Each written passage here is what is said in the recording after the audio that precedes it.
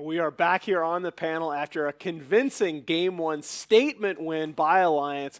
This is pretty much the definition of comfort heroes, the definition of a archetypical Alliance draft. You've got S4 60 and 30 on Queen of Pain, Loda 43 and 14 on Juggernaut's career, Ake 153 and 53 all-time as Chen. Those are both all-time wins records on those three respective heroes. I'm joined on the panel here by Ryu Uboros and LD. Guys, what did we see from Alliance that we liked? I think everything. And where's the grain of hope here for VP?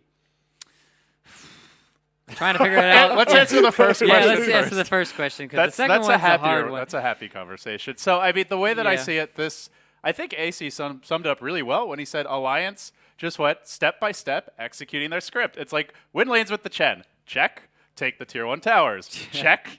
Map control and farm up your core items. Starve VP. Get your Shaman Blake, your Chen Mech, your Beastmaster Necro 3. Check. Smoke for a gank. Then take the tier 2s. Check. And Roche, high ground after you've got your next round of items. BKB on the Quap, Beastmaster Blink, Chen Gem, Rasta BKB, or Aghanims rather. Like, it was a script. It was executed well. Some things could have gone a bit better for VP, like the Courier Snipe mid was really devastating. That's an avoidable issue, but I think a lot of this game does go back to the draft. They had a second pick.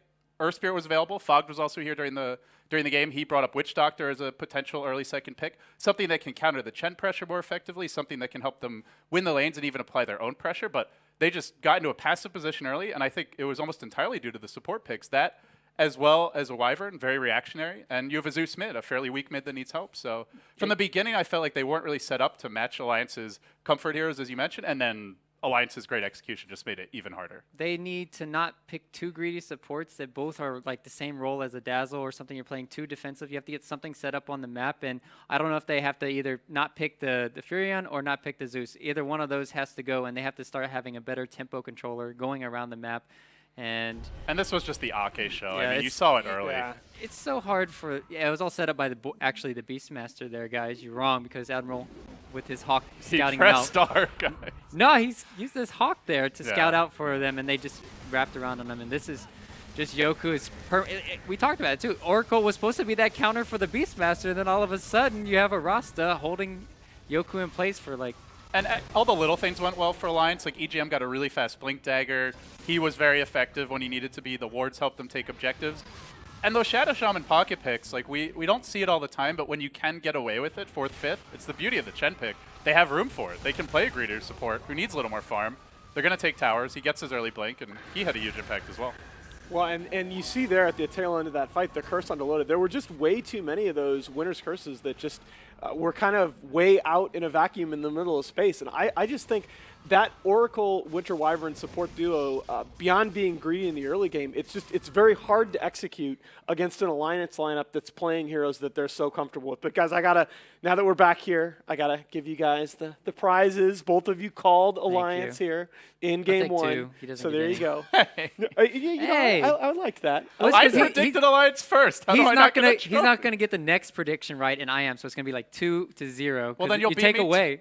Exactly. We've got more trophies. No, we take them away. This isn't a zero-sum game. We're on the same panel, man. I unfortunately didn't bring little miniature dumpsters, which is definitely what we're doing. That's the trophy I really want, but someday. You know, they added a dumpster emoticon to Skype recently, so I was pretty excited about that. These are the things that like really make my day. Dumpster emoticons, dumpster trophies. Please get us something else from that other one. I'm not even gonna anything. Basically. Ladies and gentlemen, what makes LD tick? Anyway, the real question to me, guys, we already started to address this, but VP with this new lineup, how do they change things up going into game 2? Yeah, we talked about it's probably like an 80%, 20% out draft, and then they just have to draft something better where they can succeed, and it's just going to come down to that. G can't play the Zeus mid as effectively, I think, and if you're going to give him that, you have to have a Spectre or something else to set up tempo control, maybe a Bat Rider too, get the global pressure going down. G's not a bad Zeus at all. He's probably one of the best in the game, but you're not giving him any help when you leave him on an island like that, and he just couldn't get anything done. And then the supports, we talked about that already, they couldn't get anything done. And you picked a carry and a Sven who wants to spend probably the first 20 to 30 minutes farming. You want to get your Helm of the Dominator, Sanjin Yasha, BKB, Blink Dagger. then you're probably looking for fights. But, like you said, a Spectre, sure, weak laning state, so you have to account for that. But that's something in the mid game that can really synergize well with NP fairly early. Right. But, I mean, for me, it's also just about the laning stage especially. I think either they need stronger supports or they have to take away Alliance's laning stage, and that's very hard to do. Like we saw this game, you can't ban all the junglers against Alliance. You do that, you're leaving a lot of the Bulldog heroes in the pool. So again, I think use the Air Spear pick to your advantage. Use the Witch Doctor. Use these stronger laning supports that your team's pretty comfortable running. No Fear plays a really good Air Spirit,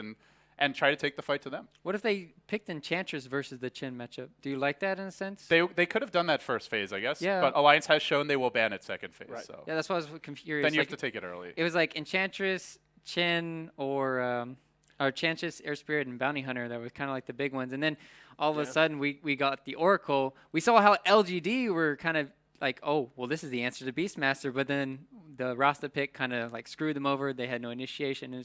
Everything came together for Alliance where everything fell apart for VP. Was interesting to see the Bounty Hunter make it through an entire draft without being touched. But I think that again, it plays to the fact that it was pretty apparent from early on. If you didn't already know when you got to that third pick Jug, that was going to be a death ball lineup out of Alliance, and you don't necessarily want to pick a Bounty Hunter unless you think you can totally disrupt their lanes.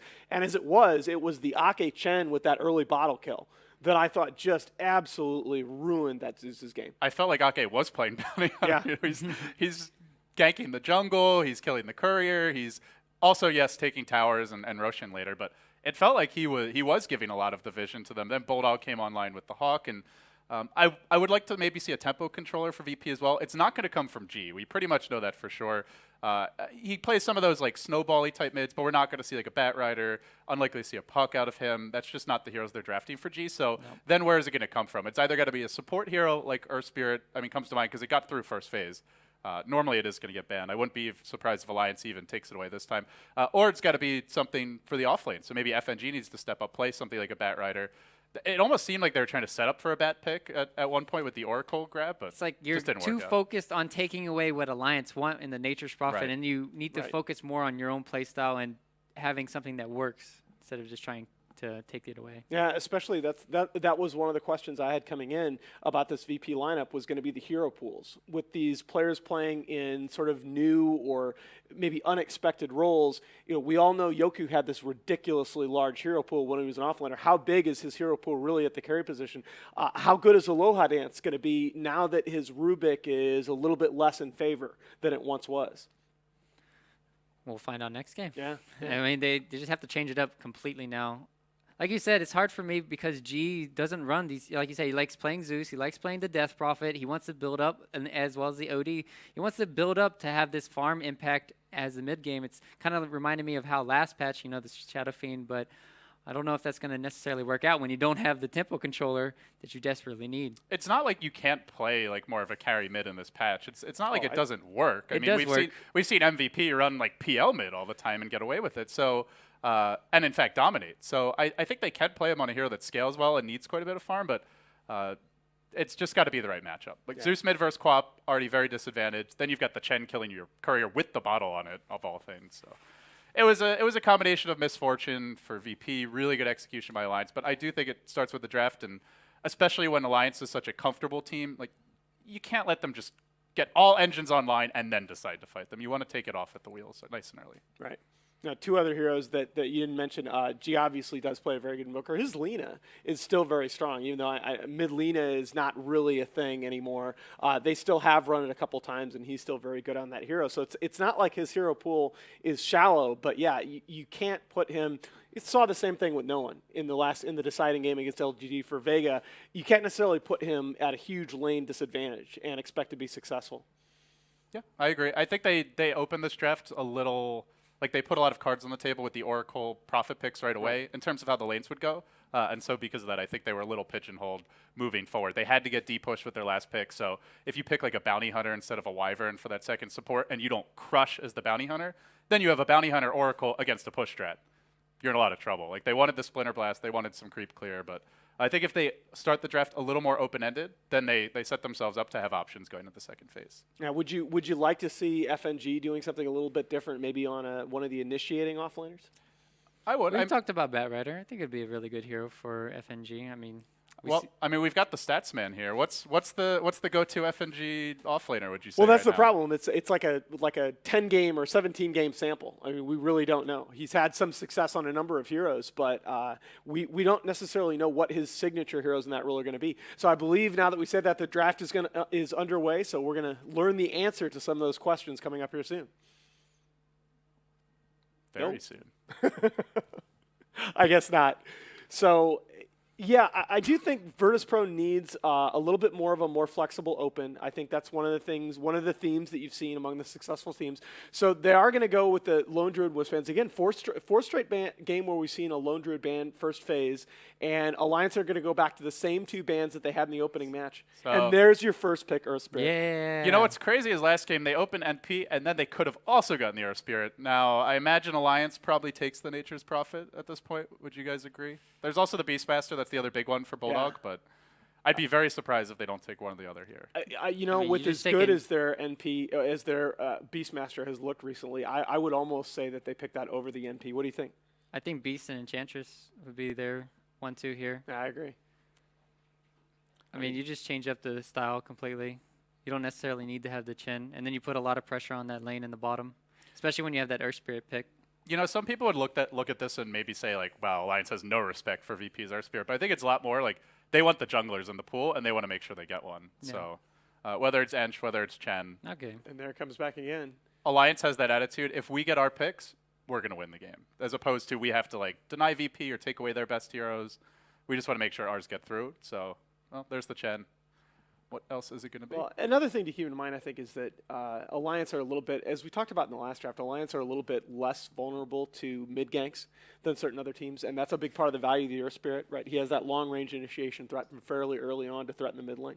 Yeah, So- he might get pucked now even for Alliance or something so that he can dodge those ganks early on, and we'll have to see what he wants to do. That's probably what S4 is thinking about right now. Do I want to get a safer mid and just pick something else later on? I mean, it was funny. Ryu, you and I were, watching Alliance while they were kind of warming up before this match. They were watching the previous game, and I mean, no matter what the draft is, S4 like he's always like, "This is a good puck game," and then Loda just looks at him like he's giving him that look. He doesn't even say anything. He's like, "You think every game's a good puck game, dude?" But yeah, it's I'm definitely a a solid S4 puck game. puck advocator. I would like to see that, and I would like to see I would like to see the ETF, players. See the and there draft you go. again. Yeah. Looking I like- suave as always. I'm not supposed to. What is he drinking? I don't know, Alan. What is he drinking? Wow. Probably Alliance water. looking about as you'd I'm pretty expect. sure that is a water bottle. It's a water bottle. Oh, come I on, set this you is- up. This is an esports event. Is it anyone? Is it everybody drinking? I mean, that's a lot of caffeine, by the way. If that's not water, that's I mean, nobody's ever heard of coffee in this industry. Secretly put vodka in there. You don't know. That's the That's beauty. it's like you're going back to high school, man, where you just have these water bottles that are clear, and they actually. But When in oh, CIS, man. And there's the We are- Beastmaster again. I was having that thought for Alliance that combo worked so well for you in the last game. And you know, by the way, that if you don't pick up the Beastmaster there, that Virtus.Pro probably insta-pick it. Oh yeah, that would just be an incredible start for them. At that point, they have a really hard to punish offlaner, great setup with the Earth Spirit Beastmaster, really good map control with the Hawk. I still like this a lot better for VP. The only thing that's not great is they have picked both supports here, very likely. So at that point, unless they bust out like a Weehaw style mid Earth Spirit, which it does not sound like something G would ever do. So you're a little limited in terms of counterpicking their carry, but the S4 bans are coming out now. 5 mid, and not just the S4 bans, but the G bans as well. 5 mid heroes now banned with the possibility of a 6th. That So both what's teams the got to think about this. what's the This is the problem we best G talked hero about. remaining? You mentioned Lena. Yeah, Lena, he's still Lena he's Earth still good. Spirit's pretty good. Yeah. I mean, Clank. still I mean, looking Alliance like banned Lena in the last draft, remember? Yeah. It depends on what Alliance pick here. So yeah, Juggernaut again. Could have saw that coming, and then you might be forced to change up your style here from Virtus.Pro. They are very light on D-push again. Yeah, I don't want to see Zeus from G again. I don't want to, No. even though I know he's really comfortable on the hero. Well, But- he's very. It wasn't the hero. It was what Alliance were able to do with him in lane. He's very, very. It was good the on that matchup, hero. yeah, for sure. And they're getting I don't know about this. With the exception Hey, of the Earth Spirit, VP Hey, that's a going big back to the same exception. thing. That's Yeah, a it big is. exception. But yeah, Sven, we talked about it last game. Pretty decent against Jug, fairly tanky frontliner. Oracle pretty good here to remove the roar, but still takes a while to come online the way most teams play. Right. You know, you normally max the cleave, you get the dominator, you want to farm ancients. So holding onto these towers is really important for VP. I'm just wondering how they look to do that. Do they look to do it by dominating the lanes with the Earth Spirit? Are they more interested in picking extra wave clear and playing defensively again?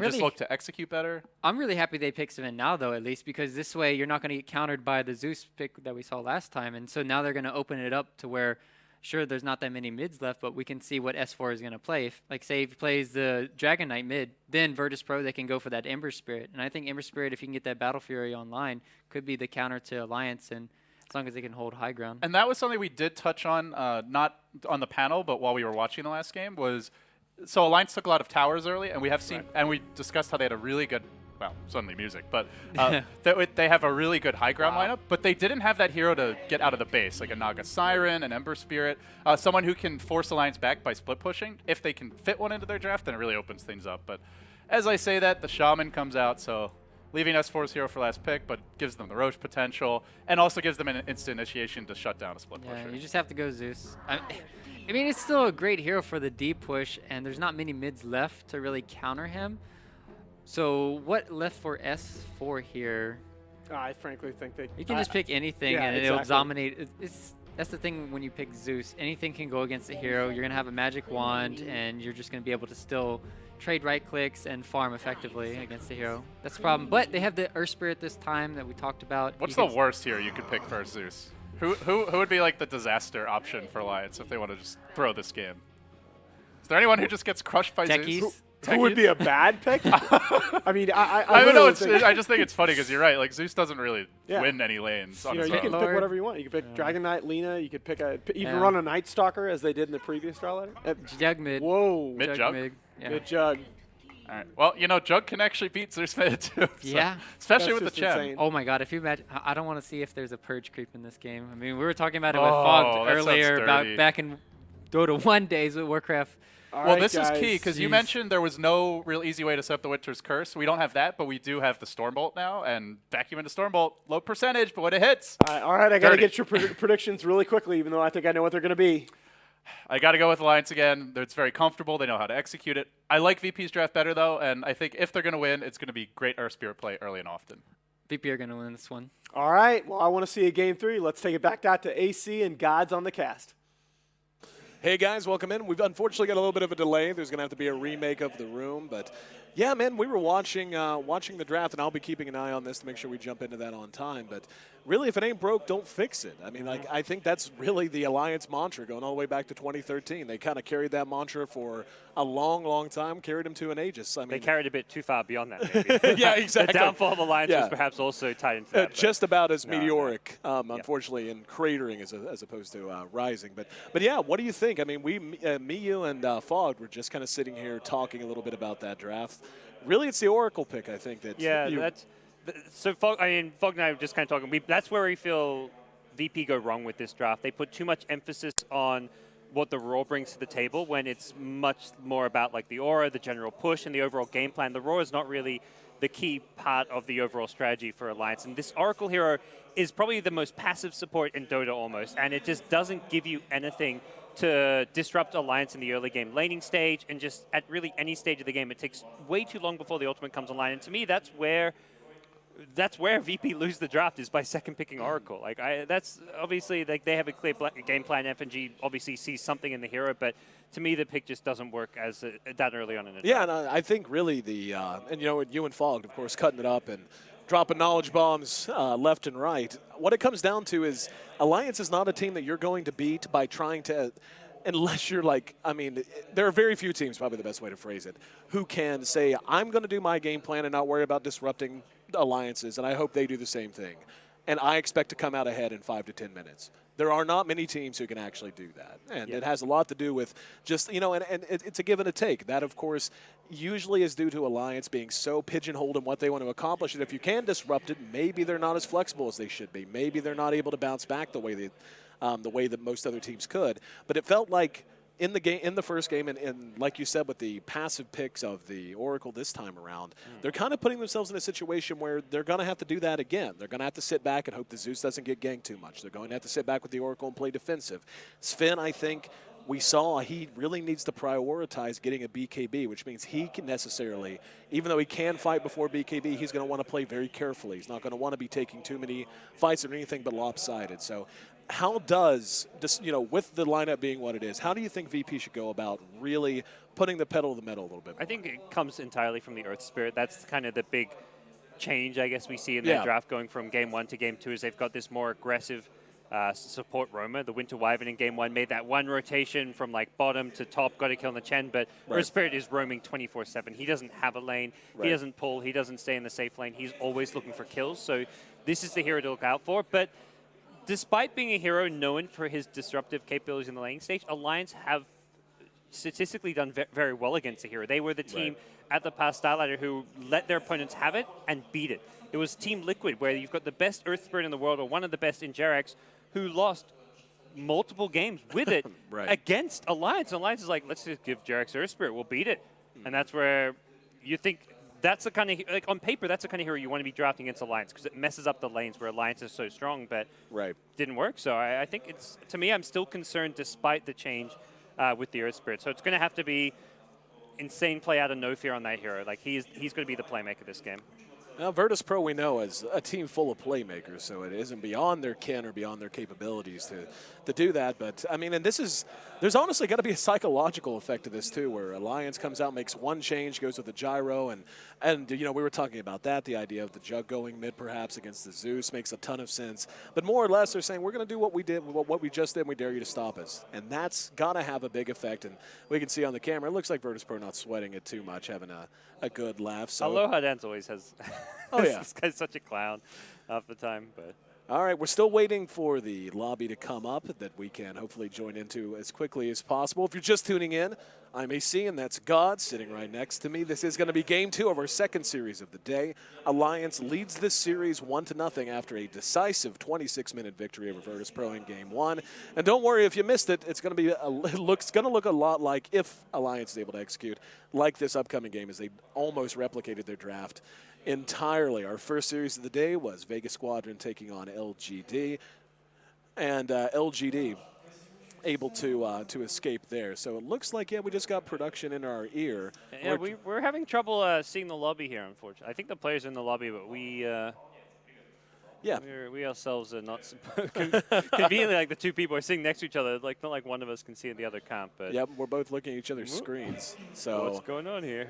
But anyway, this is the first day of 4 of Star Ladder action, so thanks for tuning in, no matter what time zone you happen to be in. I'm still a little jet-lagged. We had a long day of travel yesterday.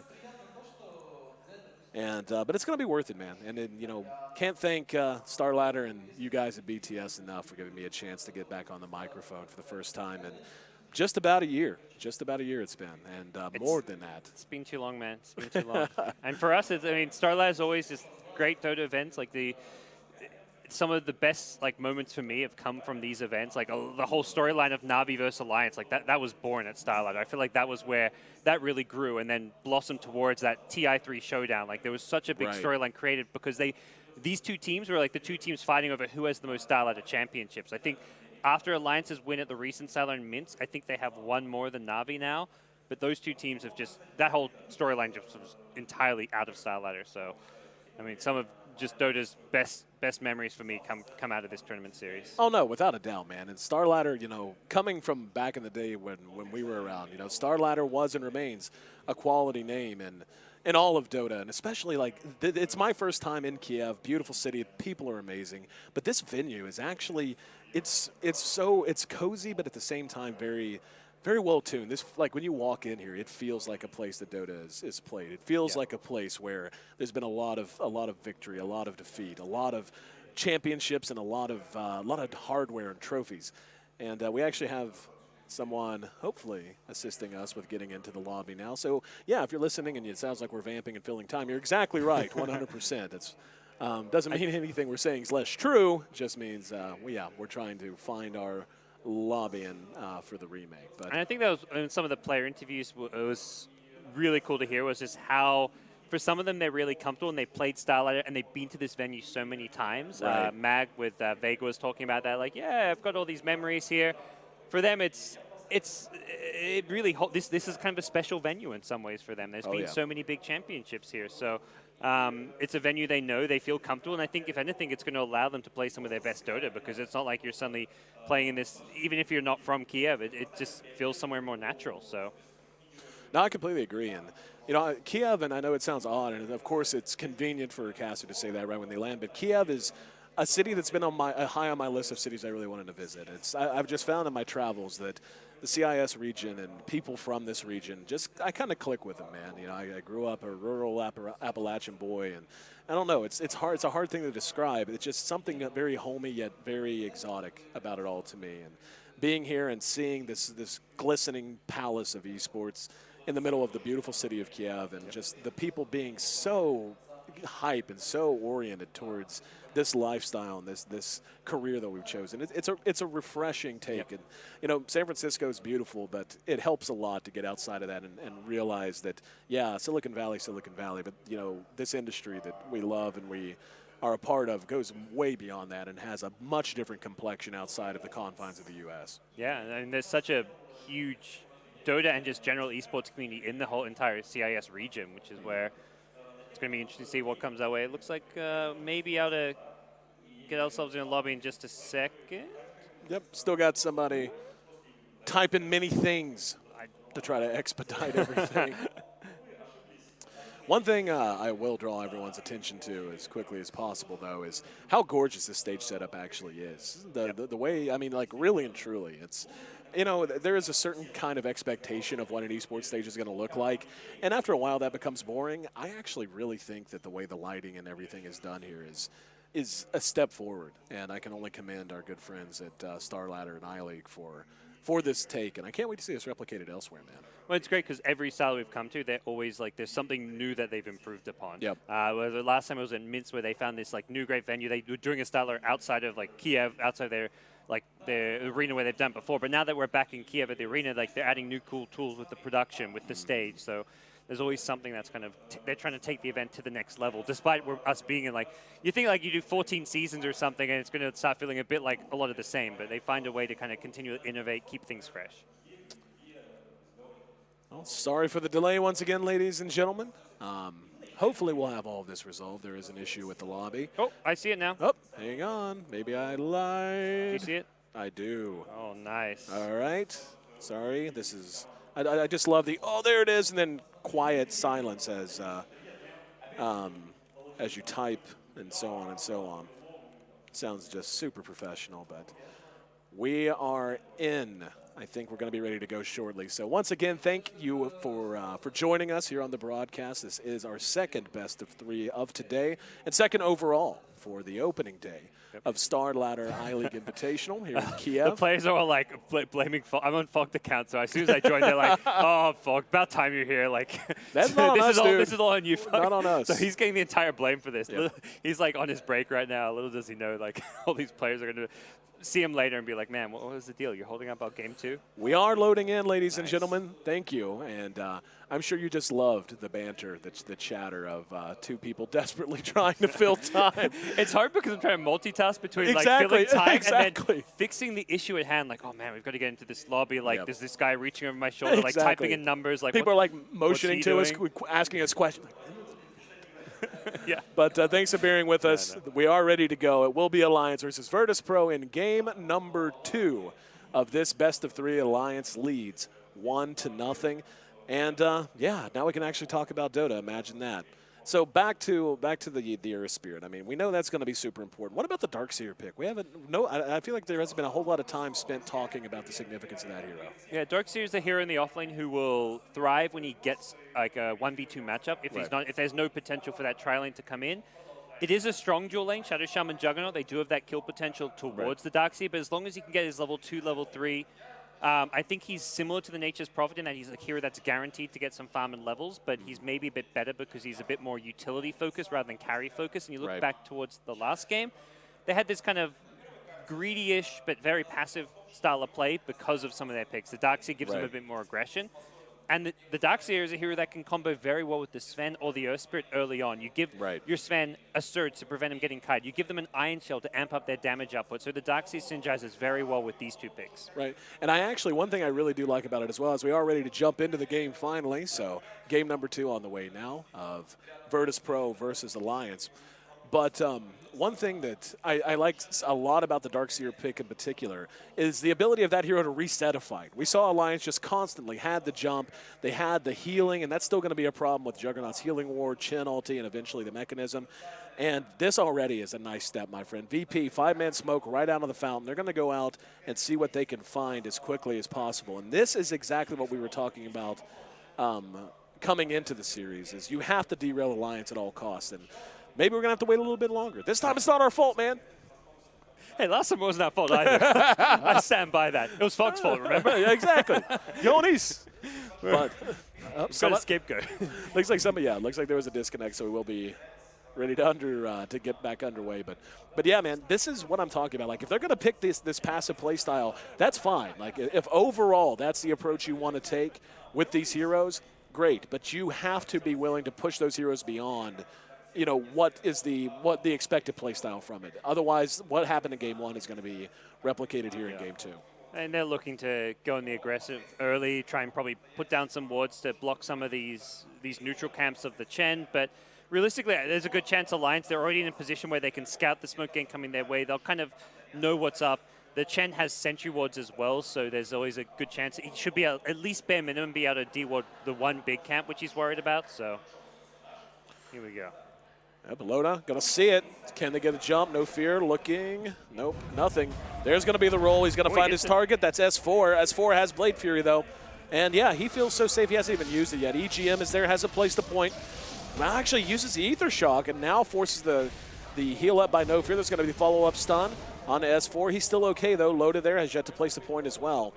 And VP getting some damage done, but once again, just unable to capitalize. In laning phase set to begin here shortly. EGM did put his first point in the Ether Shock, though, so they're going to be lacking a disable at least to get the party started.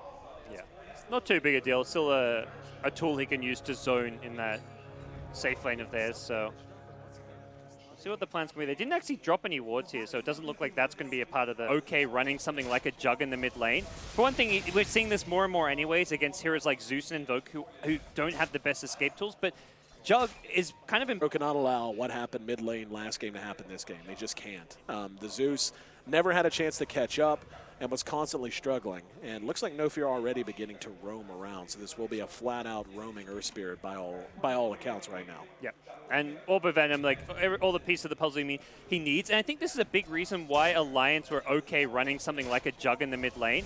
For one thing, we're seeing this more and more anyways against heroes like Zeus and Invoke who don't have the best escape tools, but Jug is kind of impervious to those Earth Spirit rotations because he can just Blade Fury away.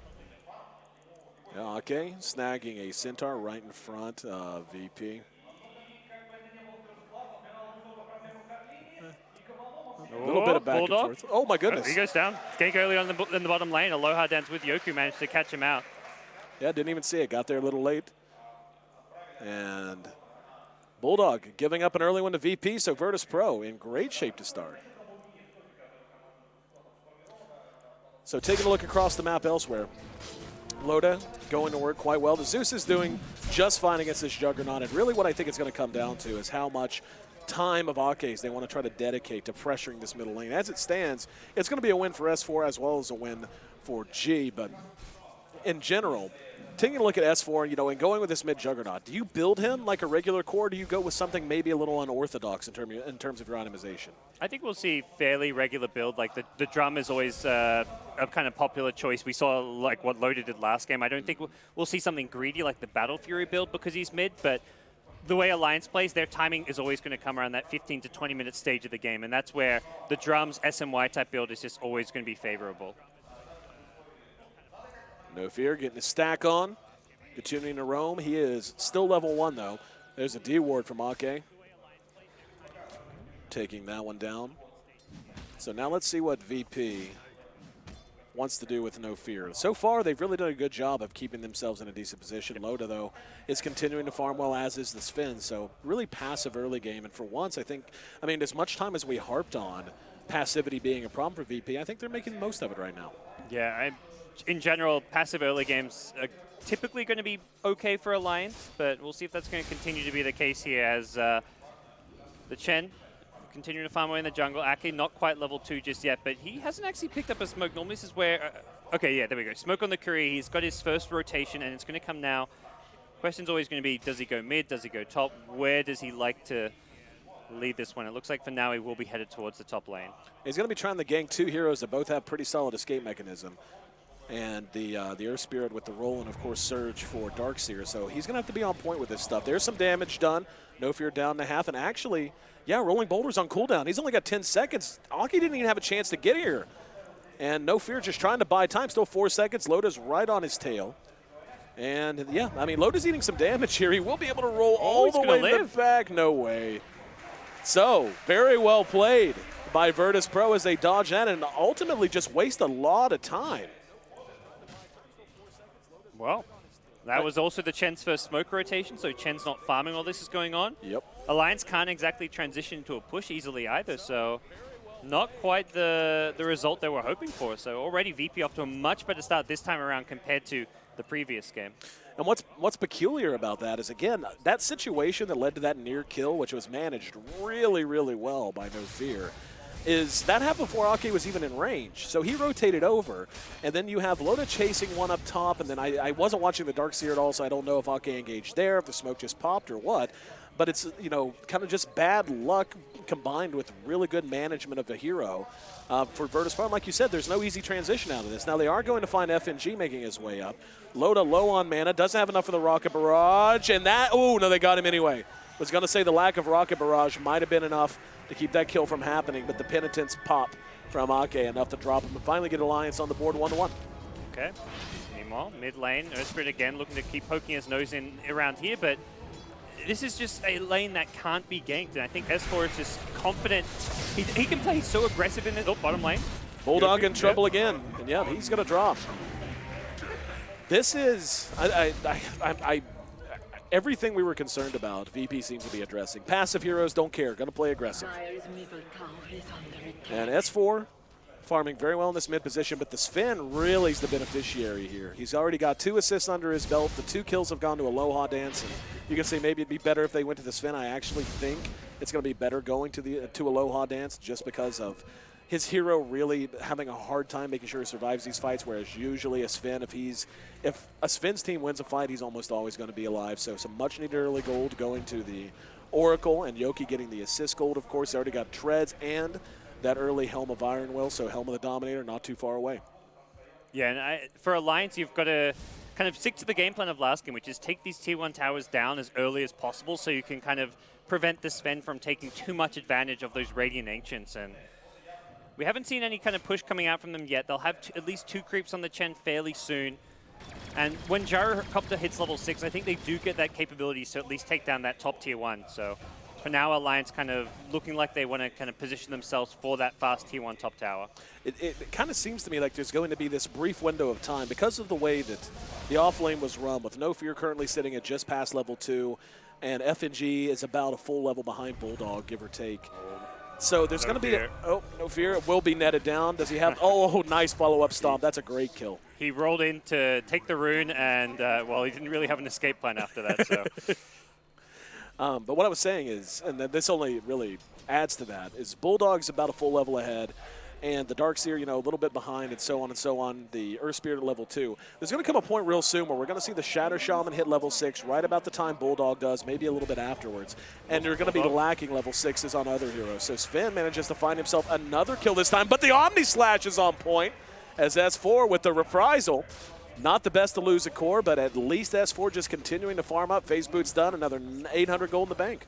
Yeah, and Alliance are in position where they want to try to take this top Tier 1 tower. Aki's going to not catch the stun onto No Fear's Earth Spirit, but his position at least guarantees a bit of extra damage on this Tier 1. Alliance unable to take it, though, so neither team securing the Tier 1 tower that they were looking for. You know, previously, last game, we talked about just how well it seemed like Alliance was able to manage the map in terms of their hero movement. I don't get that feeling at all this time, and I think that has to do a lot with VP kind of punching them in the nose a little bit, making them feel like they can't just run all over the map without being punished. So Virtus.Pro adapting quite well, I think. Immediate D ward as Ake plants a fresh Observer ward up here, and that's a key ward to take out if you want to try and keep this tier 1 top tower alive. And it feels like this game, VP are making a very concerted effort to keep this top tier 1 tower alive as long as possible. We're 7.5 minutes in, Alliance yet to take it, and it may not be until we see something like a level 6 on Shadow Shaman that they can really secure it. I want to point out the Helm of the Dominator is done on Yoki, and his farm is off the charts. We're at just short of 8 minutes in. He's got 67 CS, and the stacking is much more on point this game compared to the last one. They're going to Bulldog get bottom lane, the damage up, and second God Strength, they get the kill with the Purifying Flame, so VP continuing to punish Bulldog. That's 4 deaths in this offlane. Yeah. Oh boy. He's got brown boots, a shield, and Iron Talon. And Yoki is just, it's like night and day, the difference in games. Finally, the tier 1 will drop for Alliance. So previously, about this time, we were talking about what it was VP had to do to get things back on track. Alliance is certainly not off track per se, but this game is not going the way that they would like. How do they get things going back the way that they originally planned? Start taking towers and objectives. Not to say they want to just start grouping up and doing that now, but focus first on getting your core levels. So get Shadow Shaman level 6 and even Chen level 6, and then take tier 1 towers. So they don't want a 5-man commit to it because that's just like not the most efficient way of doing it. But like last game where we saw them bring 3 or 4 heroes to take a tower while the other hero was farming or finding a pickoff elsewhere on the map, that needs to kind of be the place where Alliance try and transition to from this bad start. And we can see VP is quite happy with the way the early game has gone. They're ahead, not tremendously, but about 1,500 gold, give or take. The experience is just about dead even, so level differential, not a huge point. But we're going to see Darkseer hit level 6. Let's see. Yeah, he is going to take wall. I actually was questioning that. He does have the soul ring, but always a question of when you're going to take wall. I think that's a really good call by FNG, making sure he has that ability on call for when inevitably Alliance wants to go with a death ball push. So Yoku already making his first move towards the Ancients. Much earlier than we saw. Last game when he first took the Ancients, it was like 13, 14 minutes in. His team had already lost the Tier 1 tower. The Tier 1 tower recently going down at top, but for VP, the general game plan around the Sven much better executed in the early game, and he doesn't go straight into the SMY. He actually picks up a Blink Dagger first, so this is a big change in the overall game plan as far as the itemization goes. I think I love it.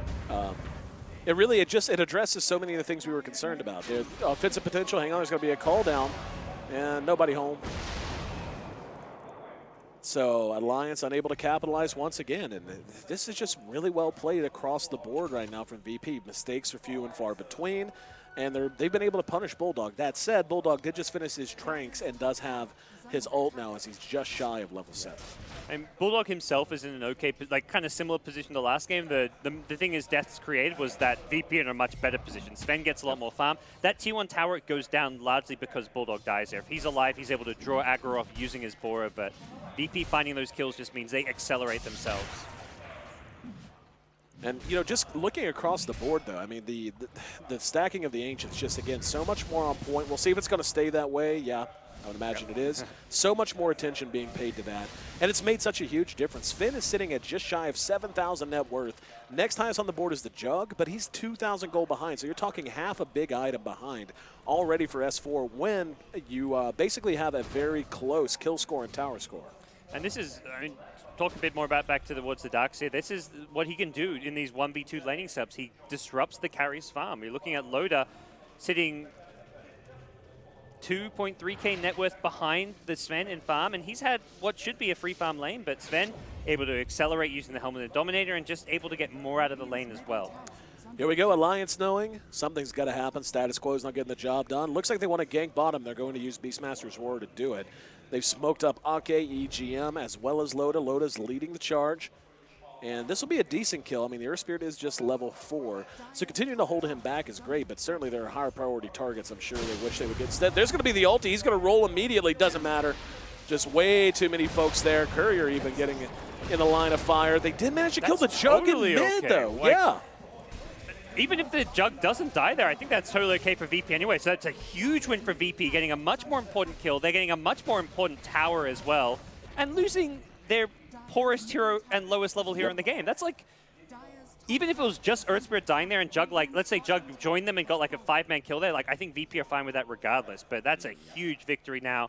VP secure a ton of map control taking down the tier 1 tower. Yoku's already back to probably farming up some more Ancients, and Alliance's move, though, with the Serpent Wards is to go into Roshan. This is ballsy. And they know they're coming out worse and worse in these exchanges. And, you know, the net worth tab tells the tale really there. It's not that it's some gigantic slope. It's just slow and steady. Virtus.Pro have just been out grinding this. And, oh, my goodness, here they go. They're in position. Roche is about 1/3 health. They're gonna be forced out of here. And if Alliance, Ake got to be hit with a stun, they're going to need a lot of help. If Ake drops, it's going to be a free Roshan. There's going to be the vacuum back and the wall. Call down is there, though. In the meantime, we see FNG almost made it away. S4 is giving chase, has Omni Slash. Somehow, that went the way of Alliance. I'm not even sure how. They had all of the weapons they needed on the side of VP.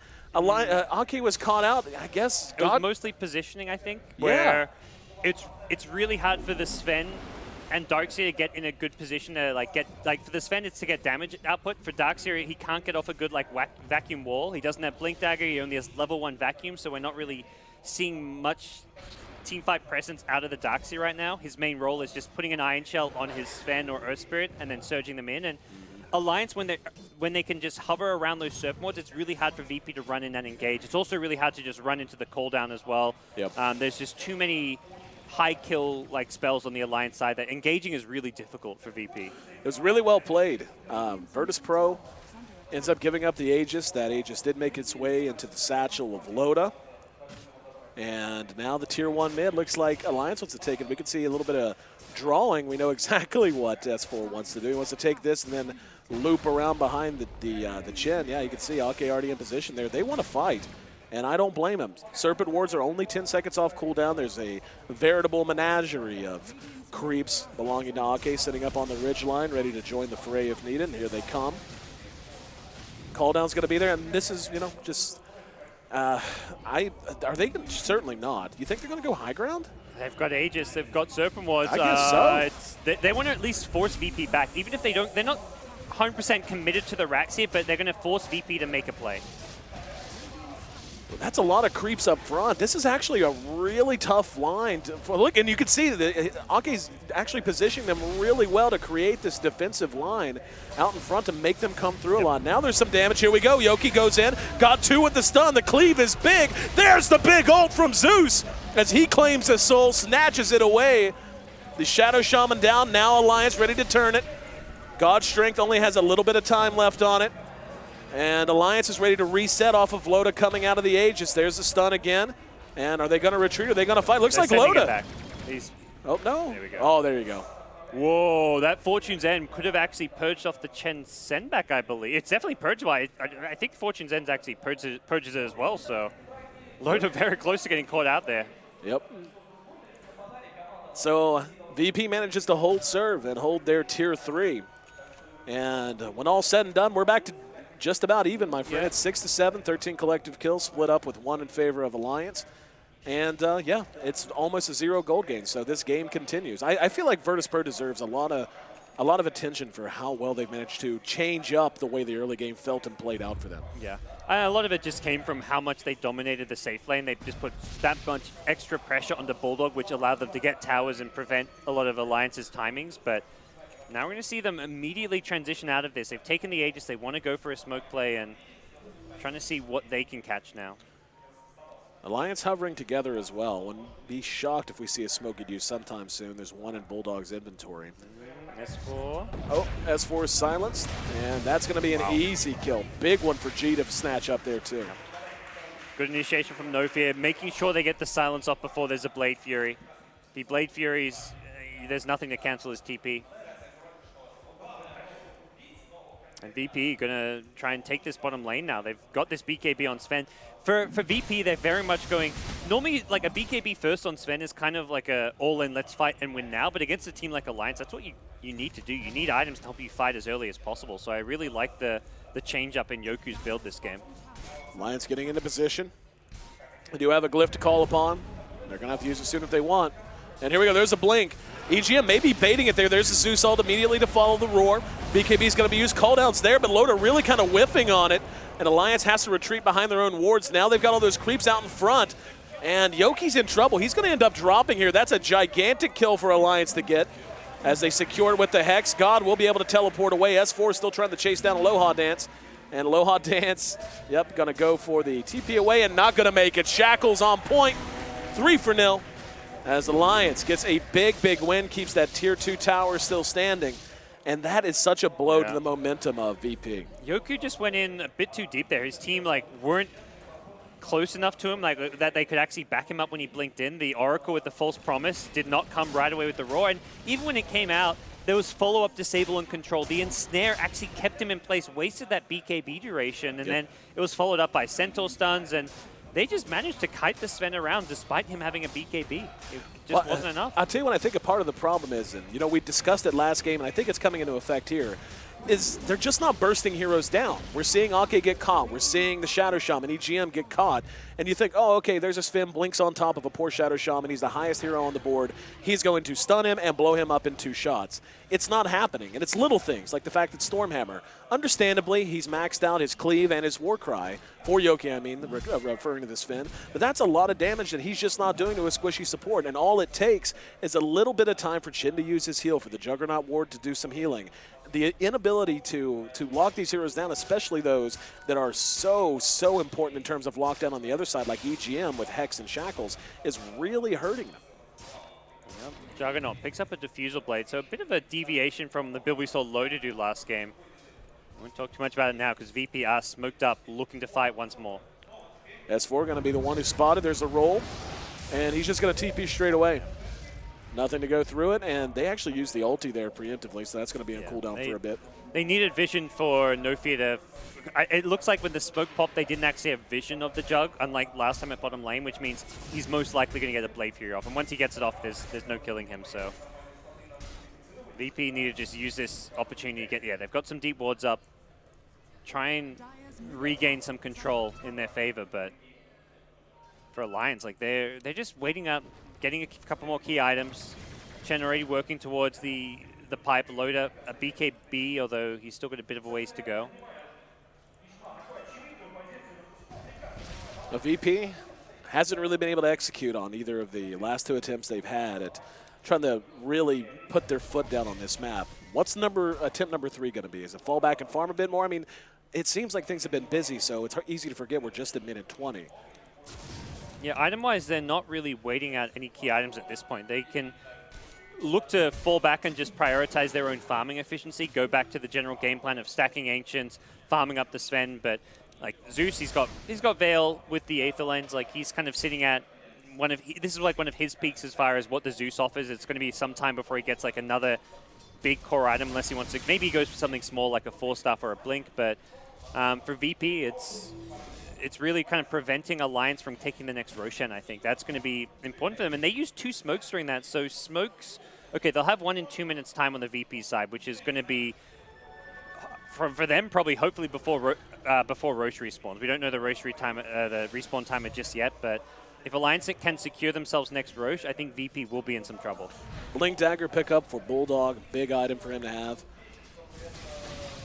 And yeah, S4 just continuing to go to work. He's picked up his Diffusal, so I feel like Virtus.Pro has played this so well, but I feel like they're not in a very dissimilar situation from where they found themselves with 21 minutes last game, and that does not bode well. Yeah, I definitely agree there, and I think for VP, they're also playing like they recognize they don't want to be in that same position as last game. They're the ones who are trying to be the aggressive, not let Alliance play at their own tempo, and they're constantly grouped up as 5 is, to me, the big worry, though. We've seen them probably for the last 4 to 5 minutes of this game either be 5-man smoking or just kind of resting around the enemy side of the map as 5, and as a result, I can only imagine it's been Alliance getting, we've seen this gold graph dip down towards Alliance's favor just through sheer farming efficiency. Alliance are farming multiple lanes, the jungles, and VP are grouped as 5, trying to find a fight which just isn't coming their way. Alliance just playing keep away. Keep it away they shall. There's going to be an ult used for vision. They're going to see everyone is on the other side of the map. And that's got to be so frustrating. You've spent, spend that much time venturing out, trying to find something and make something happen, only to see that you were never even close. Roche is going to be back up in 60 seconds, though, so that should be a major point of contention sometime soon. Arcane Rune has yet to be picked up. Must have spawned at 22, and that'd be a hell of a pickup for a Zeus, perhaps. Zeus, unfortunately, just heading back to base after using up his entire mana pool, but VP have got to be ready to reassemble soon as 5. That's kind of my main issue with how much time they spent grouped up as 5 recently, is that it wasn't around a Roche respawn, but they're going to have to look to regroup very soon, because if Alliance, to go back to that Roshan, manage to find an opportunity to take it, they will do so, and then they'll be in a position where they can threaten the high ground. Yeah, and speaking of, I mean, just a second ago, I wanted to draw it on the map. Talk about efficiency. You literally could have snapshotted it and talked about the difference. Pretty much everyone from VP was either back in the fountain or grouped up around each other, kind of towards mid. Meanwhile, you had Bulldog in bottom, you had the Chin and the Shadow Shaman farming creeps in a safe position in mid. Then you had the Jugger split off and farming the lane while the Gyro was farming the jungle. Just making use of every piece of available real estate to just squeeze as much golden experience out of the map. And that's, like you said, it's showing. It's the golden experience graphs. They're leveling off a little bit now, so Virtus.Pro beginning to stabilize. But they were in a position to command, and now they really have to adapt and hope that they can make something big out of the next fight. Roche is up, and it will be spotted, so here we go. Alliance ready to roll. Necro, Book 2, and Blink ready to go this time. They do get some vision here of VP. Lightning Bolt will scatter the Hawk, so Alliance lose some of their vision from that Hawk, but they've got another one which is also protecting the area, and they did have the vision to scout the smoke on Aloha Dance, so they should know there's a smoke on the side of VP here. Look at the creep spread here. Haven't used that term very much in Dota. StarCrafting, here we go. There's going to be a roll in. Ake's going to be the one to come out. There's a beautiful vacuum wall. Loda and Ake on the very ugly side of that. The Sinback did manage to get off before Loda dropped. In the meantime, Aloha Dance chases down another one as Rasta ends up dropping. And the Aegis, I didn't see who picked it up. Juggernaut picked it up, so... Okay. Loda managed to get saved there. Just the 2 casualties onto the supports.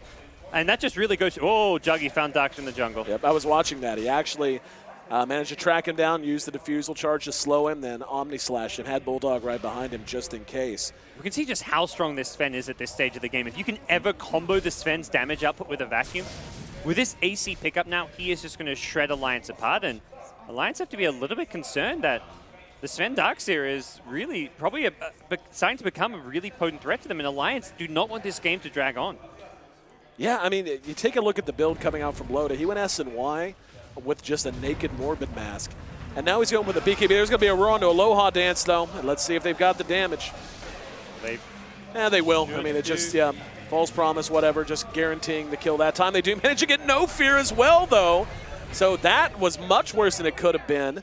The good old tried and true, save your buddy, get kicked in the face situation. So they dropped 2 back. And that's a shame because, again, they were looking pretty solid. I think you're 100% on point. They're feeling urgency, but now Alliance wants to get in the driver's seat. I don't know. With Surf Mods up in 3 seconds, I think Alliance will look to... Yeah, they're going to try and say, okay, let's force buybacks or at least get some more damage done on the Tier 3 tower. I feel like the last time they were at this Tier 3 tower, it was still like a good outcome for them just to get as much damage as they did. So force VP to make a play, but with a Blink Darkseer and a Blink Sven, the play is there.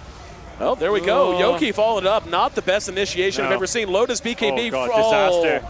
Yoki's done. That could not have gone worse. Even EGM's going to survive somehow. As 4 Yoku doesn't care. Willing to trade in for Yoku. Aloha Dance eating a lot of damage now, and they are going to manage to get Loda, catching him with the Fate's Edict. And Alliance trade 1 for 1, carry for carry. But they've got enough creeps. They've got a veritable army. They may be willing to... Oh, there's going to be another vacuum that grabs S4. There's going to be a roar. Is there any follow-up? Let's see. There's going to be the net, the stop. Not chaining him together all that well. But they do manage to bring him down. Yep. Oh, wow. Oh, Zeus? Yeah, just managed to get a free one there. Trying to hide out on the side was EGM, and he just got spotted. And that's the hero who had the Serpent Ward still available. So if Alliance managed to find an opportunity to drop those down, they could have actually probably taken a lane of Rax, if anything. But Alliance still lurking nearby. Well, they've got Omni-Slash up, and that might be the play here. Nope, they're going to pull back. I think FNG just showing some of his discomfort on that kind of off-lane initiator role, because that was 2 vacuums in a row, just not really... Yeah, first one was bad. Yeah, and that's the problem. When you're playing that role, it's so important that you get that good initiation, because his initiation then leads to the Sven following it up, and then if your initiation's bad, I mean, the Sven is suddenly blinked into a terrible position, and Sven effectively dies because of that bad vacuum. Well, you saw how much staying power he had. Like he imagine, like you said, if that was instead of a 1-hero vacuum that doesn't really accomplish much, instead it's a 3 followed by a Stormhammer. Like, they're just food. So VP's got the tools. They just got to swing them a little more accurately. That, they do manage to hold. That, in the end, that's what matters. We can theory craft what coulda, shoulda, woulda.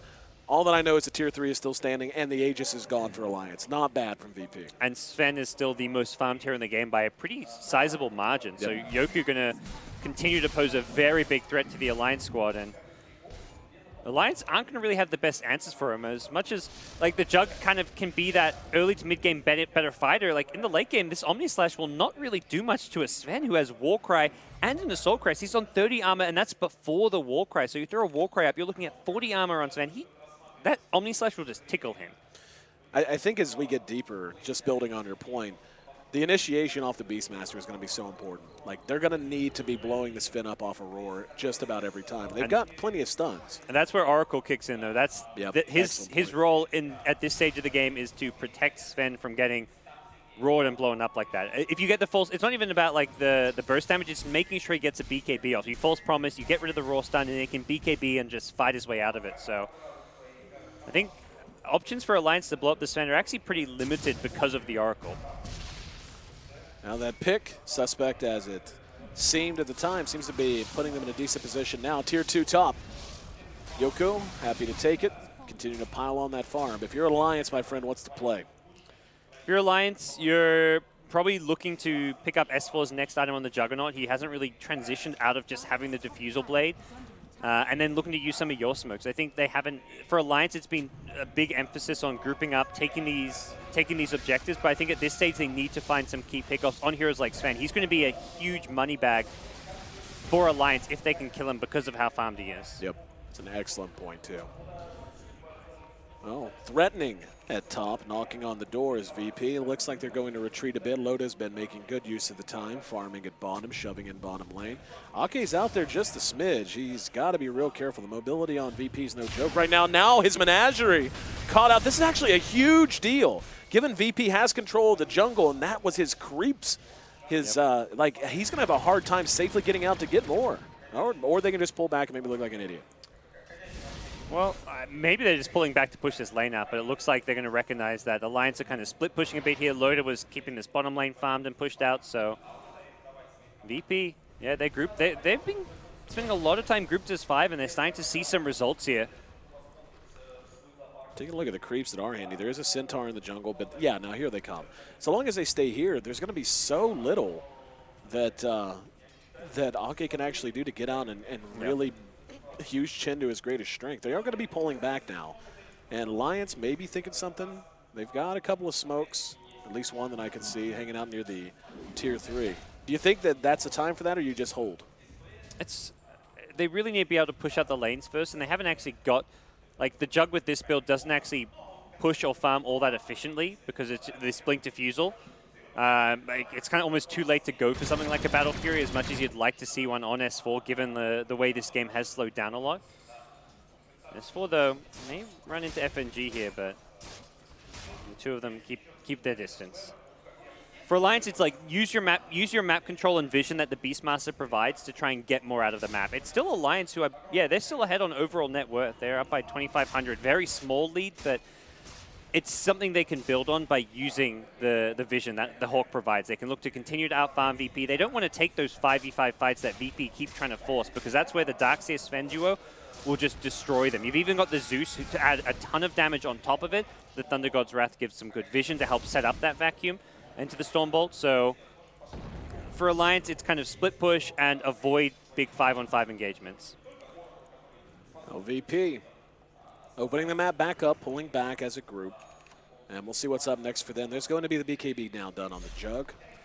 You know, and on to your point about net worth, just like you broke it down so beautifully, why Jug's build is, not necessarily the build you want to be taking the 60 minutes or so against a Sven this far as ahead, even though they're still ahead in net worth. And it is rather marginal. I mean, in 31 minutes, 2,500 gold is not that big a separation. It's more that it's on items that are much more geared to have been effective already, not items that are going to make you more effective over the next 15, 20 minutes. I think when you look at what the heroes bring to the table, you kind of compare that to the net worth. Sven is going to give you 19,000 net worth of damage if he gets his BKB off and God Strength off in the fight. For a Juggernaut, it's like he may or may not. If the Omni Slash is onto someone like a Sven, the Warcry will block all of that Omni Slash damage. Zeus ulti scouts out the smoke gank, and Alliance may still actually look to engage here. This is... Yeah, VP's not backing off. They're going to go for it. There's the roar into Aloha dance. Vacuum's there, call down as well. BKBs are pumped up both sides with the Omni Slash. Got off, and S4 and Loda are just wrecking Virtus.Pro. There's going to be the stun on the EGM. Heals there, though, and Yogi now hit with Shackles, and he's going to be locked down for real. 4-4-0 as Alliance took lightning in the face, said, yeah, we're here. Got chest out and went for it anyway, and it paid off. There's a buyback from Sven already, and that's going to impact his net worth lead considerably. It looks like that's just going to mean they're going to turn tail and go to Roche, and unless the rest of, that's 45 seconds on Wrath of God. This is so basically he bought back to give away a free Roche. Yeah, VP just starting to look a bit sloppy. Even the fact they get caught there, the Zeus ulti scouts out the smoke gank. They should be able, they see the heroes where they are on the map. At least the mini map, it lights up. And Oracle's positioning there was just really questionable. He was close to the trees. He's not going to see the heroes coming in. On the Alliance side, you've got the Hawk, so you can see over those trees. And letting Alliance initiate on the Oracle right after you scouted Alliance's positioning there, I'm almost wondering if they didn't quite realize where the heroes were with that Zeus ulti when they popped it because they were smoked. But I mean, I'm trying to replay it in my head. Is it maybe Alliance is just that cheeky? Did they start to move? It seemed like they got flashed. They started to move backwards, and then maybe they counted it out and went back again after showing that they were retreating? Well, the way the Zeus ultimate works with the smoke is it doesn't actually show the heroes. It just lights up the area in the map where they are. So you can't really tell if they retreat or not because it doesn't give you true vision of the heroes. Got you. But it does reveal their position, just not the heroes to see their exact movement. So in theory, it just revealed exactly where they were on the map by popping up those areas in the fog. But maybe just some hubris saying that there's no way they're going to continue on to us. And that's the thing. VP have been trying to force a 5v5 engagement for a while. So I think they decided okay, they're smoked, they're coming to us. Let's finally take a 5v5. But because Alliance were the ones getting the initiation and with the vision advantage, Oracle gets caught at the start of the fight, and then there's just no false promise for the VP cause. Oracle didn't even die at the start. It was funny. They roared him and hexed him, and then left him alive on 100 HP. He survived. He's like, oh, I'm still alive. I can false promise myself. But if Oracle ever has to false promise himself in a fight, the fight's lost because you need to use that spell on the Sven or the Zeus or someone. Oh, we're at 35 minutes in, 19-11. Alliance leading this by pretty much every metric, and after that disastrous fight moments ago, it's almost 10K gold lead, more than 10K experience lead for Alliance.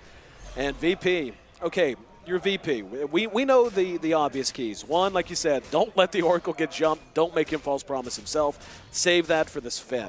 If you're able to accomplish that, what else do you need to do now that you've given up so much in just a disastrous stretch of 8 minutes or so?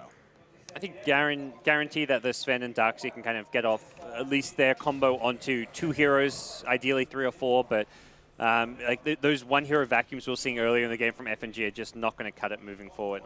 We've got to have more coming out from him with the Sven. Sven didn't even use his ultimate in that fight. I think he just decided it was a lost cause and wanted to hold on to it till, I guess, his buyback or respawn, but he used his BKB but not his ultimate, so even Yoku, it seemed that the communication in general, just teamfight execution, just isn't there for VP, which is what needs to change. So landing those vacuums into Sven Cleaves, even the vacuum to allow Earth Spirit to hit a multiple hero boulder smash is a huge AoE stun for them to land. So and that's something that hasn't been talked about with good reason. I have not felt the impact of this Earth Spirit at all this game.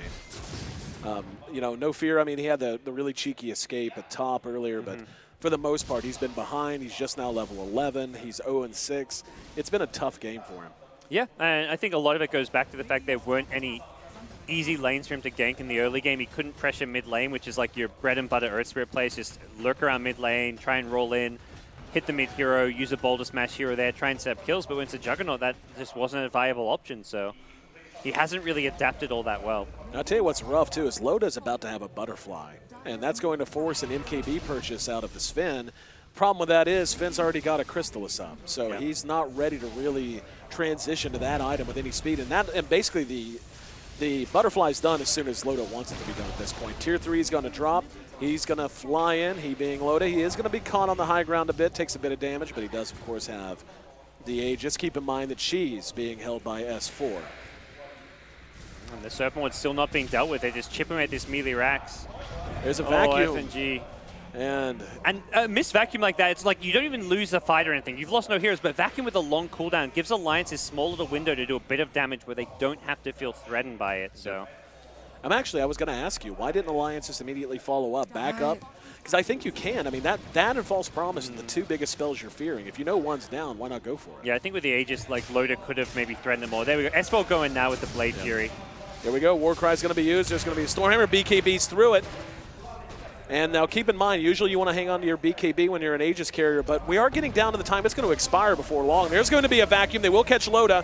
Aegis popped, and now Alliance ready to reset and jump. Here we go, Loda. This is why you want that BKB charge. There's the roar. Tried to heal through it. Doesn't matter, as now they're going to follow it up. Now we see No Fear getting involved. And that's going to be an 0 for 2 exchange. Make it 0 for 3 if you count the Aegis.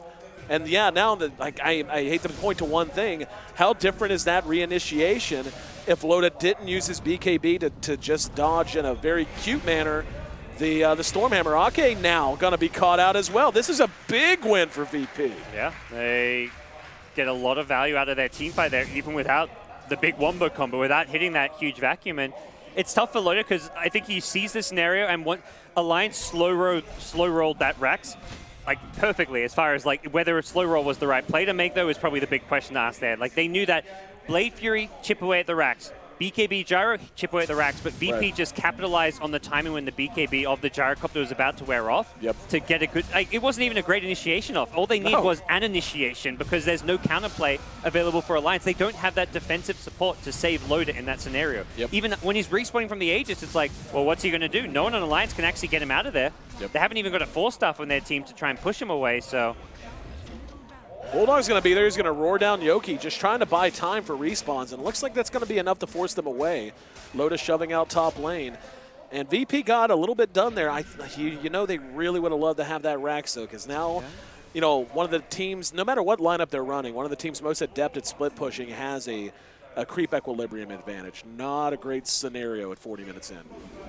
VP lurking around knowing that how important getting a counter Rax could be at this stage of the game. Not going to be easy for them by any means. At the same time, I don't feel like VP are going to feel under too much pressure because they've lost the one melee Rax. They've got a lineup that deals with it fine. You've got Sven with Cleave. You've got Zeus as well, who's pretty good at keeping these lanes pushed out.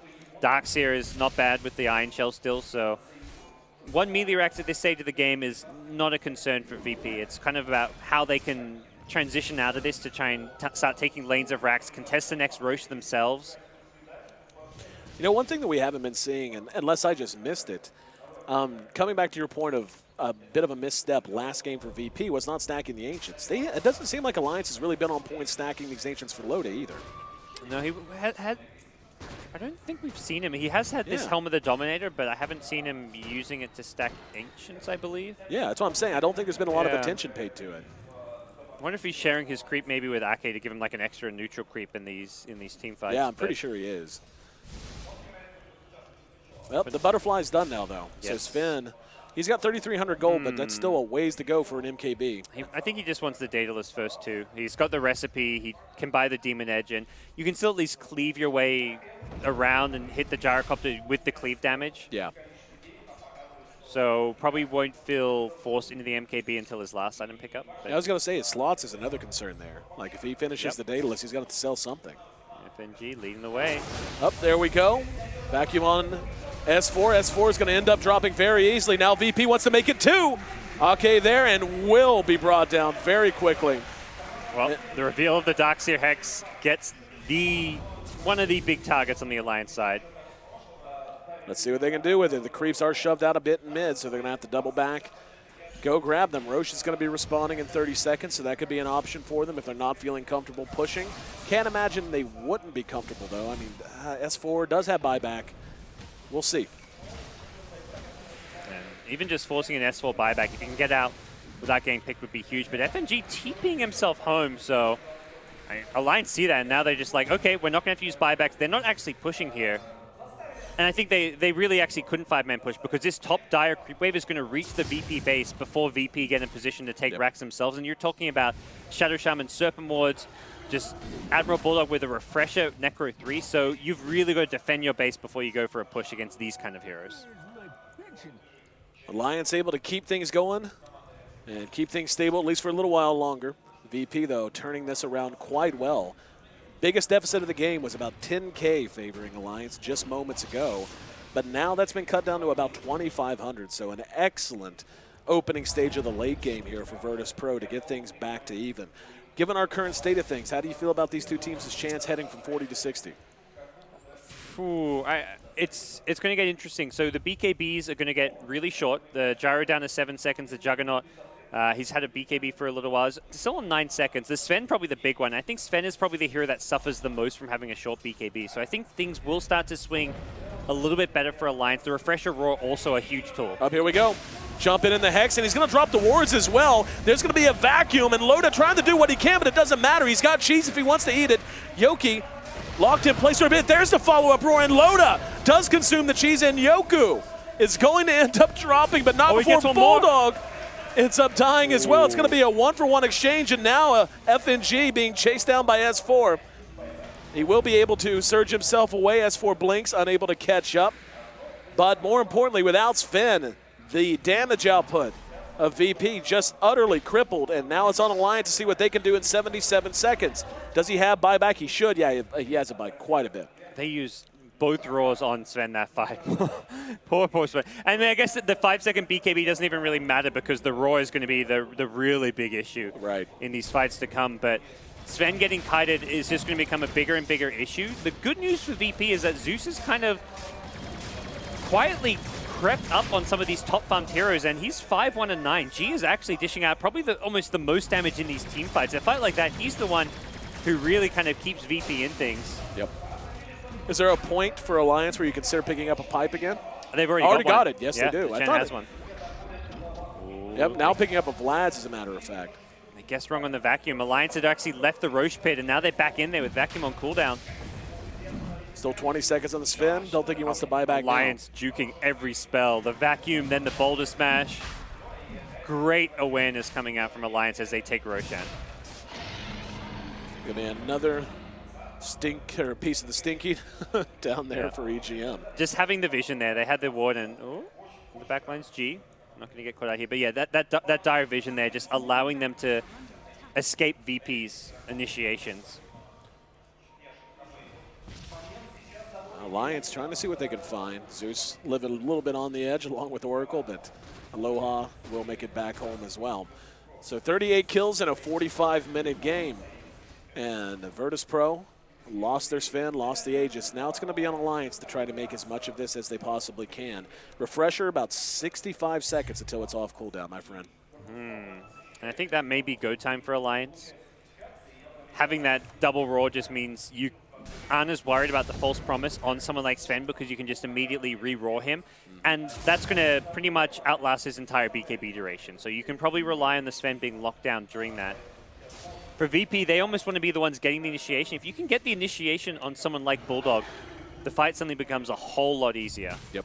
If anything, he's probably like priority number one at the start of a team fight, if possible. The problem is sometimes he's just so far back or like in such great position that you've just got to go for someone else like S4 on the front lines on the jug. Like when they go for the blink hex, when they smoking, it's like, okay, whoever we find, we kill. But yep. Well, Alliance still grouped up bottom. Loda's a little separated, but looks like VP just wants to move up to the top. And I'm actually a little surprised Ake's Vlad's came as late as it has. I mean, yes, he prioritized Mech and Pipe, which are very important items. When you think about how long the Assault Cuirass has been out for the Sven, and once again, there's going to be the Lightning. Yep. Scouts out another smoke gank. Oh, man. But having the Vlads to negate the armor reduction from the Assault Cuirass, I think is a big deal. I mean, because Sven is one of those heroes that is a team fight can be made or broken just by how many. Like if it takes 3 shots to kill someone, maybe you win. If it takes 4, maybe you lose. Every little bit helps. It's a very cost-effective item, and Also, even just for the lifesteal and the damage output, heroes like Jug and Gyro are going to be a lot happier to have that. So, see how that comes into play. Aki's always in a tough spot because if he's too close in a fight, he just melts. He's sitting on 1100 HP. He's just like an easy kill for the Sven or Zeus or whoever. Well, looks like they already just marched down mid. Why wouldn't you? They've got everything they need.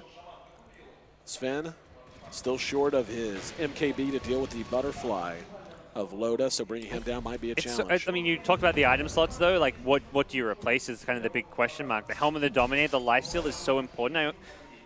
I almost wonder if he just says, look, Zeus, your job is dealing with the Gyrocopter. I'm going to just fight without an MKB this game and go for a Satanic. I think that may just be the call he has to make because of how item slot limited he is. Yeah. 2 minutes left on the Aegis.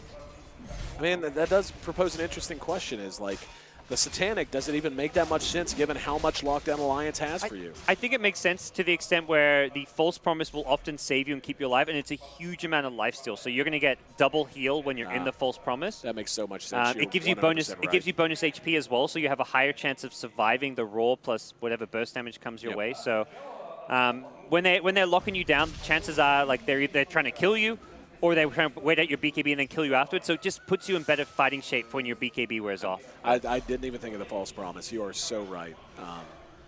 Yeah, it actually... There's still a good chance he buys a Satanic, gets roared, and dies in a fight, and he gets nothing out of it. So I'm just... it's still pure theory craft, you know? Well, I'll tell you an what, interesting game like that. it's what I call 3 a.m. theory crafting. Yeah. The kind of stuff you do on, like, a message board. Up, here we go. They're going to go for it. BKBs are going to be up. Let's see if Loda can catch them. Everyone from VP able to extract themselves. This doesn't bode well for Alliance. They've got to spread out. Even though the vacuum wasn't on point, they're still going to look to re-engage, and whoa, when they do, Loda. A lot of damage, manages to dodge the stone. Tier 3 does end up dropping, but VP wants to fight. Oh, F&G got separated out. In the meantime, they're still going to work on the racks. Alliance is really just spreading this fight out really well, and VP is having a hard time dealing with it. Loda's still sitting on his original Aegis. There's one roar on the Yoki. Beautiful vacuum, but no follow. Finally, a couple of big swipes from the big man swinging the big stick, and we see VP show their muscle, but not before losing a racks. S4 going to be tracked down from behind. No Fear manages to survive with next to no HP, but Loda just stayed back as a lone survivor and managed to clear out both racks at bottom. So as pretty as that vacuum was, as gorgeous as it could have been, as nice as it was for VP to melt those heroes with 2 swipes from Sven's big sword, it doesn't matter. They're still down 3 racks of 6. Now they will catch Loda. Let's see if they have enough damage to follow. BKB's available if he wants to use it. He's going to turn around and look to maybe get a kill. He's got Satanic. Yeah, he's just going to work right now, and now he'll be able to phase away. Still has Satanic. There's going to be a little bit of extra damage. Now he'll turn. There's a Stormhammer. Is the damage there? Yoki, yes, it's there. That's going to mean 5 are down for Alliance. Yoku just cleaning up there towards the end. Does end up going for the Satanic pickup now, but a lost Rax is still a concern for VP. At some point, if Alliance can get themselves another Aegis, another cheese, top lane suddenly opens itself up, so VP need to make use of this time where Alliance are on the back foot. And Sven has pretty much capped out as a thing here. The one main upgrade he can get is picking up a Moonshard and consuming it. But realistically, the Boots of Travel as well, but realistically this is like Sven at like peak fighting conditions. So it gets tricky from here on out. FNG finally finding the vacuum he's been looking for all game long. And of course he doesn't have a wall. Yeah, well, it's funny. The first vacuum, he hit the 2 heroes, the Jug as well as the Gyro, and he didn't actually get them in the wall. That was actually a bit of a mistake coming out from the Darkseer play there. Here we go. Yoku going to work on the racks. Glyph will be deployed. Let's see if there's any way to stop this. And yeah, they actually are going to be able to stop this. Back up for now. Yoku probably will look to force things, though. It's sticking out there, yeah. No initiation. They've got everything except for the refresher. And the Boar slowing Yoku down. There's going to be a diffusal charge even. I think it was just the Penitence. Oh, no. Yeah, you're right. He gets down to 100 movement speed just from a Boar plus Penitence. That's actually absurd. That's how important this BKB is, because that's what prevents him getting kited. Oh, FNG looked for a Blink Hex. He flubbed it. Oh my goodness, there's BKB. Omni Slash is ready. Does he want to use it? Big wave of creeps coming in to confound things a bit. Stormhammer's going to be there. It's going to catch Bulldog. Bulldog blown up. And now VP has Alliance on the run again. Vacuum back on point that time. Double kill for Yoku. Bulldog's back, but doesn't get any chance to use a Roar. Loda's got to pick his spot. Rough going. There's going to be a Stormhammer thrown on the EGM. In the meantime, S4 just looking for a target. Omni Slash was used. Didn't even see what he got done with it. Does manage to chop down the Ember Spirit. There's the roar. That time it's on to Aloha Dance. They get the Darkseer from behind. Yoku, though, still doing big damage. Stormhammer on the Loda. Let's see who can win the battle. Bulldog's right there. Yoku going to be hexed. He's down to about half health. EGM's up there as well. And Loda basically doing this on his own. Warcry trying to make a runaway, unable to do so, as they're finally going to be able to track him down and bring him down. In the meantime, another kill was secured elsewhere. Didn't want to flash away from this Sven because who knew when he has a crit stick if it was just going to be one big blow and someone blown up. We're all knotted up, 26 kills apiece, but 4 are down for VP, and the racks are really, really hurting, if not down already in every lane. Yeah, well, 2 buybacks were used by Alliance, so they're still in a position where they go for a push, and VP managed to catch them by surprise with a Sven buyback, a Darkseer buyback. Suddenly it could swing right back the other way and look like VP taking racks, threatening to go for the throne. So Alliance have to be very cautious with this push, even though they just won a big fight. Let's see. Bottom rack's down. Only the range rack standing here. S4 goes right on in. They're splitting this up as they should. They're going to be using the Necro Creeps. For VP, you want to make your hold a top lane. You don't even mind it. You don't even try and defend this mid-range rack. That's just not a concern for you. It's all about this top lane. Let's see if they've got it in them. There's Yoku buyback, and the Oracle's going to be back up. I think this is the right call, yep. Yeah. I think for VP, part of you's thinking, like, let's try and... Wow, Nofir's really chasing here. And manages to get off the Magnetize, but it's not going to matter. They'll force the fight and at least get the kill into Ake. But ideally there for VP, they're thinking, okay, Darkseer buys back. Let's wait till we get a good initiation off before Sven buys back so we can get... It's like you want to try and get the kills. You don't want to just use a Sven buyback and have Alliance retreat. You want to use the buyback and get like a kill onto their carries. If you kill someone like S4 and he doesn't have buyback, I think Loda... Yeah, Loda also... Neither of the Alliance carries, none of their cores, Beastmaster also use buyback, have a buyback available. So if you manage to kill any of them with the Sven, you suddenly put yourself in a position to win the game. But yeah, casual Jim out on the deck, by the way. Noticed that as well, just hanging out. I think there's one also here in the bottom lane as well. So there's a couple casual Jim. Looks like, yeah, No Fear found that one, but one Alliance. It's like a little treasure hunt for those of you who missed Easter. After all this, almost an hour's worth of gameplay, crazy fights back and forth, haymaker, and so on and so on. We're just about dead even. Less than 2,500 gold separating these two teams. That feels about right too. Like even though Alliance are the ones who have claimed multiple lanes of racks, it doesn't really feel like there's much separating the two teams now. I feel like this is going to be in Alliance's wheelhouse though, because they're now in a situation where they can play the map and just play for time. They've, wait out the buybacks, wait out more Roshans. You've already got one Chi still standing on Loda.